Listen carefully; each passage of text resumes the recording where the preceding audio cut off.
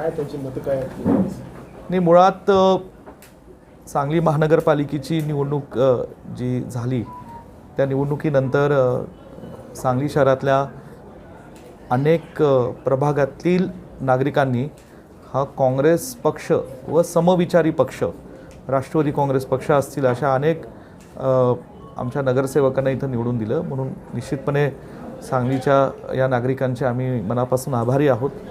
त्याचबरोबर गेले काही महिन्यांपासून आज काँग्रेस पक्ष, महाविकास आघाडीचे पक्षातील नगरसेवक हे सांगलीकरांचा आवाज, सांगलीच्या गोरगरिबांचे, सर्वसामान्य नागरिकांचा आवाज हा महानगरपालिकेमध्ये मांडण्याचं अत्यंत खंबीर असं काम करत आहेत. गेले काही दिवसांपासून आपण पाहतोय की काही गोष्टी जे प्रशासनाने आणि सरकारने या सांगलीच्या नागरिकांवर लादलेल्या आहेत, त्यात विशेषतः घरपट्टी वाढ असेल, इतर काही गोष्टी असतील, त्या बाबतीत तीव्र असंतोष आणि नाराजगी ही सांगली शहराच्या नागरिकांमध्ये आहे. आणि आज सांगली आमच्या काँग्रेस पक्षाच्या नगरसेवकांशी तो संवाद साधल्यानंतर त्यातले काय बारकावे आहेत, काय त्यातनं काही चुका त्या निर्णयापाठीमागे आहेत, या बाबतीत आज मी सांगली महानगरपालिकेचे आयुक्त मॅडमशी चर्चा केलेल्या आहेत.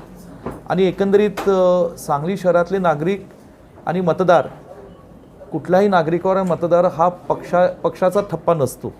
तो या शहराचा नागरिक आहे, महाराष्ट्राचा नागरिक आहे, देशाचा नागरिक आहे. पण तसे त्या नागरिकाचे आपल्या लोकांचे प्रश्न सोडवण्याची नैतिकतेने जबाबदारी आणि कायद्याने जबाबदारी ही महापालिकेची आणि सत्ताधारी पक्षाची असते.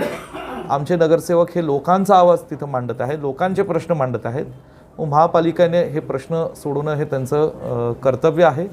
आणि म्हणून आम्ही आज आयुक्त महापौरांनाही विनंती केली की कुठेही प्रश्न नागरिकांचे मांडत असतात त्यात पक्षपात नव्हतो आणि समान निधी हा लोकांच्या विकासासाठी, लोकांचे प्रश्न सुटण्याकरता हा सगळ्यांना दिला पाहिजे, जो सांगलीच्या तळागाळापर्यंत पोहोचेल आणि सांगलीचा चौफेर प्रत्येक प्रभागाच्या कानाकोपऱ्यातला विकास होईल अशी माझी अपेक्षा आहे.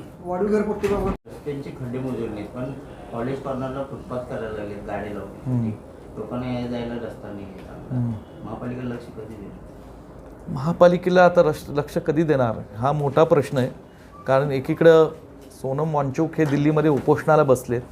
19 दिवस झालं एक देशाचा नागरिक, एक शिक्षक ज्यांनी देशाच्या जवानांसाठी तिथे त्यांचे जे सियाचनमध्ये आपले देशाचे जवान आहेत त्यांचे तंबू हे हीटेड असावे म्हणून जे काही टेक्नॉलॉजी उभी केली, आज ती व्यक्ती जर 19 दिवस झालं उपोषण बसते आणि त्यालाच कोण विचारत नाही या सरकार सत्ताधारी पक्षातलं, तर काय बोलावं. ही परिस्थिती आहे आज देशाची. आणि म्हणून या ठिकाणी आज महाराष्ट्रात अनेक विषय आहेत, सांगली शहरात आहेत, गुन्हेगारी आहे, नशेखोरी आहे. हे सगळे प्रश्न आमचे नगरसेवक निश्चितपणे या ठिकाणी मांडत राहतील आणि त्यावर उपाययोजना करण्याकरता दिवस रात्र झटत राहतील. पण याच खड्ड्यात पडून अनेकांचा जीव पण गेलेला आहे. याच्याकडे गांभीर्याने महापालिका बघणार. म्हणजे तेच आहे ना प्रश्न की साधे साधे रस्ते, ज्या रस्त्यांवरून लोक रोज दळणवळण करतात, लहान मुलं, वयस्कर, ज्येष्ठ नागरिक हे रोज दुचाकी, सायकल, चारचाकीची वाहनं, एस टी, बस जात असतात.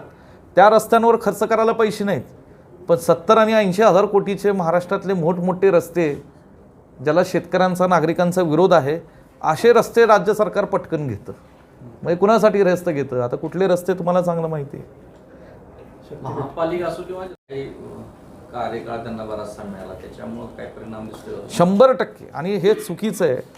म्हणजे का राज्य सरकारने हे निवडणुका लांबवल्या आणि इतकं मोठं महाराष्ट्राच्या स्थानिक स्वराज्य संस्थांना ह्यांनी 10 वर्ष मागे नेलं. याच्यामुळे जो स्थानिक स्वराज्य संस्थांची संकल्पना आणि निर्मिती कशासाठी होती की त्या स्तरावर काम करणारे जे म्हणजे कार्यकर्ते आहेत, लोक आहेत, त्यांचा आवाज हा जिल्हा परिषद, पंचायत समिती, महानगरपालिका, नगरपालिका, नगरपंचायतीमध्ये उठवला गेला पाहिजे. पण 4 वर्षामध्ये अधिकारी तिथं प्रशासक होते आणि अधिकाऱ्यांच्या माध्यमातूनच सगळी विकास कामं, त्याची टेंडर, त्याचे कॉन्ट्रॅक्टर हे चालायचे. त्यामुळे आता मी म्हणेल की अधिकारी एवढे ह्याच्यात हे झालेत की आता आम्हाला कुणी विचारू शकत नाही आणि आम्ही कुणाला उत्तर देणं आमचं कर्तव्य नाही. असं नाही, हे होणार नाही. हे सांगलीचे नागरिक आणि कुणी खपून घेणार नाही.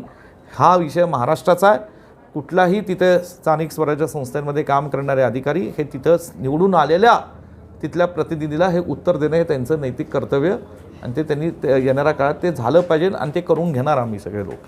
साहेब, काँग्रेस राष्ट्रीय खासगी व्यक्तीने चालवायसाठी प्रस्ताव आणला प्रशासनाने, त्यामुळे तुम्ही काय ऐकायची प्रस्ताव कुणाकडनं आला, कुणाच्या दबावावरनं आला, प्रस्तावाच्या माध्यमातून खरंच ते हॉस्पिटल चांगल्या पद्धतीने गोरगरिबांची सेवा करणार आहे का, हे अनेक प्रश्न उद्भवतात.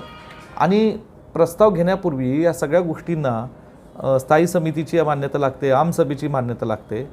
तर ती जे काय कायद्यानी प्रोसेस आहे महापालिकेची ती पाळली गेली पाहिजे असं माझं ठाम मत आहे. नाही, पण बांधतानाच महापालिकेच्या लक्षात या गोष्टी आल्या नाही की आपण एवढा मोठा घास उचलला, आपल्याकडे त्याची तरतूद पाहिजेत ना, म्हणजे मनमानी कारभार चालू आहे का? नाही, आता महापालिकेमध्ये आता मी बोलणार नाही, आता काही महिनेच झालेत महानगरपालिकेला सत्तेवरून, उगाच मला चुकीचे काय आरोप करायचे नाहीत. मागच्या कारकिर्दीत काय घडलं, 4-4 वर्ष स्थानिक स्वराज्य संस्थांच्या निवडणुका महाराष्ट्रात झाल्या नाहीत, त्या काळामध्ये काय काय घडलं आहे, काही म्हणजे किती प्रचंड मोठा भ्रष्टाचार महाराष्ट्रात हा मागच्या 4 वर्षात सत्ता नसताना झालेला आहे, ह्याला महाराष्ट्र साक्षीला आहे.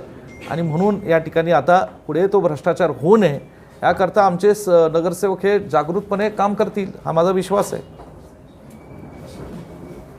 पुढे हे सगळं महाराष्ट्रात झालं आहे, महाराष्ट्रात झालेलं आहे. विचारणारं कोण होतं? सभागृहात जर नव्हतं, लोकप्रतिनिधीच नव्हते, तर विचारणारे जर माणसं यांनी जाणीवपूर्वक ठेवली नाही 4 वर्ष, तर 4 वर्षात महाराष्ट्रात काय काय झालं हे सगळ्याला महाराष्ट्राला तिथल्या स्थानिक लोकांना नागरिकांना माहिती आहे. विरोधी पक्षनेते म्हणून इथलं काय खोदून काढण्याचा प्रयत्न केला का? इथला भ्रष्टाचार तिथं काय झाला असेल? नाही, येतील ना. आत्ता सभागृहात हे बघा 4 महिने झाले कामकाज सुरू आहे.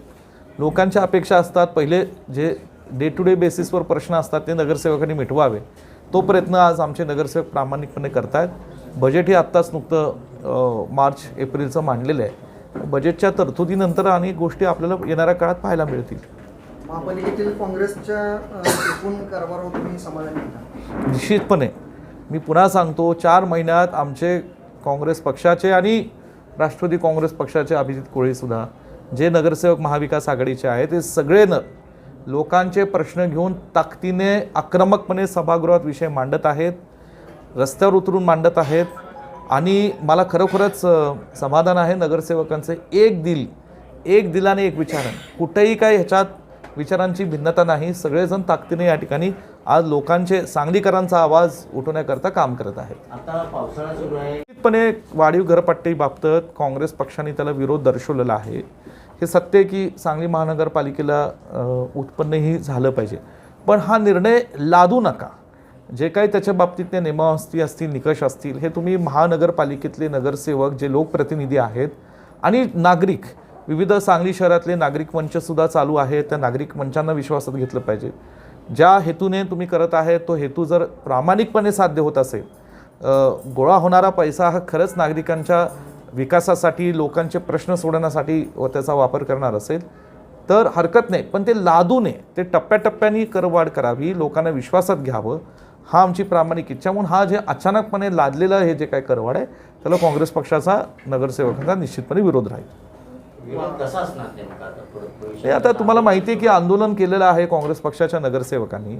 मंगेश चव्हाण आमचे गटनेते आहेत, संजय बापू हे एक ज्येष्ठ नगरसेवक आहेत. सगळ्या या दोघांच्या नेतृत्वाखाली सगळ्या नगरसेवकांनी चांगल्या पद्धतीने आंदोलन केलं. महिला आमच्या नगरसेवक आज खूप तळमळीने त्यात आंदोलनामध्ये उतरलेल्या आहेत. आंदोलन झालं आहे. पुढेही या ठिकाणी आता ठीक आहे, प्रशासन म्हणून महापौरांशी संवाद साधला, आयुक्तांशी साधला, पालकमंत्री मोदयांशी मी साधलेला आहे की बाबतीत ह्या काही थोडे निकष बदला, थोडं एकदम असं लादू नका. तर त्या बाबतीत त्यांनी काहीतरी आम्ही फेरविचार करून आणि त्यातनं वेगळं काहीतरी असं सांगितलेलं आहे. मग थोडे दिवस पाहू काय निर्णय होतो तो अंतिम. महापालिकेने वारणारी मल्टीस्पेशालिटी हॉस्पिटल उभारलं आहे, पण उद्घाटन आता सातत्यानं बातमी आहेत की राष्ट्रवादी शरद पवार इंडियात जाणार इंडिया बरोबर मोठं डिले होणार किंवा कसं काय हे बघा, जो कोण पक्ष ज्याला सोडायचा असेल, ज्याला काही व्यक्तिगत राजकीय निर्णय घ्यायचा असेल, त्यांना कुणीच रोखू शकत नाही. त्याच्या बाबतीत मी काही टिप्पणी करणार नाही. पण काही लोक थांबलेत ना प्रामाणिकपणे या ठिकाणी. आज ज्या पक्षातनं ते निवडून आले त्या विचाराशी ते या ठिकाणी धरून आज लढतायत ते, आणि म्हणून त्या लढाईची सुद्धा दाद आपण दिली पाहिजे हे लक्षात ठेवा. आणि म्हणून या ठिकाणी आज महाविकास आघाडीचे अनेक पक्षातले काही नगरसेवक ठीक आहे काही गेले असतील, पण काही जण थांबलेत ना. आहेत काँग्रेसचे सगळे नगरसेवक आहेत, अभिजित आमचे कोळी आहेत, राष्ट्रवादीच्या आमच्यासोबत आहेत, सगळे जेवढे आहेत तेवढे आहेत. जे आहेत ते आमचे वाघ आहेत, वाघांना घेऊन आम्ही लढाई करू. महाविकास आघाडी तुम्ही राज्याचं विचारताय का सांगितलं विचारताय हा खालचं दोन्ही सांगा. वरून खाली वरून खाली आम्ही चाललो. त्याच्यावर वेगळी पत्रकार परिषद घेतली पाहिजे. त्या आजच्या पत्रकार परिषदेत विषय मिक्स नको. फारच चांगला प्रश्न कुलदीपरावांनी विषय दिला. नाही काय होत नाही मूर्त, काही काळजी करू नका. बाळासाहेब देवेंद्र फडणवीस यांच्या गाडीतून तुमचा चला पत्रकार परिषद संपली. धन्यवाद. महापालिकेच्या सगळ्या पत्रकारांचे आभार.